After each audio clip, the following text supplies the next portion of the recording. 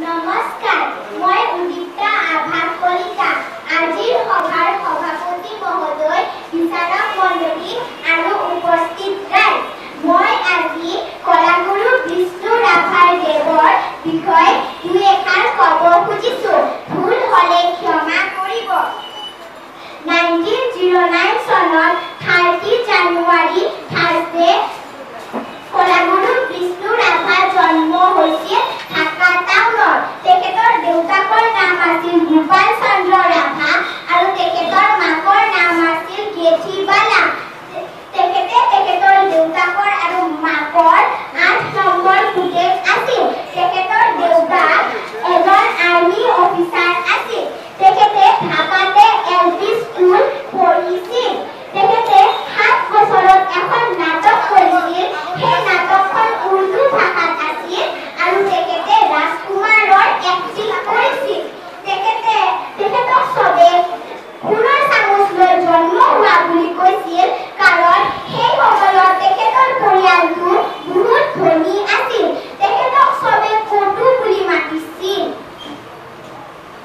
আৰু তাৰপিছত তেখেতে আৰু তেখেতৰ পৰিয়ালটো তেজপুৰলৈ যায়। তেখেতে তেজপুৰতে মেট্ৰিকলৈ পঢ়িছিল। তেখেতে মেট্ৰিকত গোটেই দাৰাং ডিষ্ট্ৰিক্টৰ ভিতৰত सबसे हाईएस्ट मार्क पाई फर्स्ट হৈছিল আৰু the queen empress gold medal পাইছিল। তেখেতে কলকাতাত ISC আৰু BSc পাছ কৰিছিল। এই চায়ে গম পাই যে তেখেতে পঢ়াত বহুত ভাল আছিল। তেখেতে আন্দোলনৰ সময়ত মহাত্মা গান্ধীৰ যুগ লৈছিল আৰু অসমৰ ইমূৰৰ পৰা সিমূৰলৈকে মানুহবিলাকক আন্দোলনৰ কাৰণে সাজু কৰিছিল। তেখেতে খাচী ইউনিভাৰ্চিটিত তাণ্ডৱ নৃত্য নাচিছিল আৰু সেই ইউনিভাৰ্চিটিৰ VC চন্দ্ৰপল্লী ৰাধাকৃষ্ণন সেই নৃত্যটো চাই তেখেতক গোল্ড মেডেল দিছিল আৰু তেখেতক কলাগুৰু নাম দিছিল। তেখেতে তেজপুৰৰ ইলেকশ্যন জিতি MLA হৈছিল আৰু তেখেতে বহুত কিতাপ লিখিছিল। তাৰ দুখনৰ নাম হৈছে ইয়াৰবুক, মামিৰ হাত। তেখেতে বহুত চিনেমা কৰিছিল। তাৰ এখনৰ নাম হৈছে চিৰাজ। তেখেতে বহুত কবিতা লিখিছিল।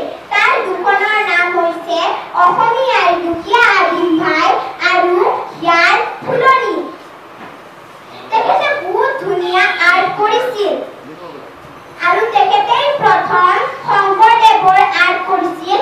সেইকাৰণে তেখেতক সকলোৱে অসম লিওনাৰ্ডো দা ভিঞ্চি বুলি কোৱা হৈছিল। তেখেতে লিখা গীতবিলাকক ৰাভা সংগীত বুলি কৈছিল আৰু 1969 20 জুনত তেখেতৰ মৃত্যু হৈছিল। সেই দিনটোৱে আমি ৰাভা দিৱস হিচাপে পালন কৰোঁ। শেষত মই তেখেতৰ এটা গীত গাই মই মোৰ বক্তৃতা শেষ কৰিম। কোন কোন আহিছা আই পুজিবলে, আই পূজাৰ দেৰি হ'ল। কোন কোন আহিছা আই পুজিবলে, আই পূজাৰ দেৰি হ'ল। সাজু হ'বয়ে হ'ল ডেকা ল'ৰা, সাজু হ'বলে হ'ল। আই পূজাৰ দেৰি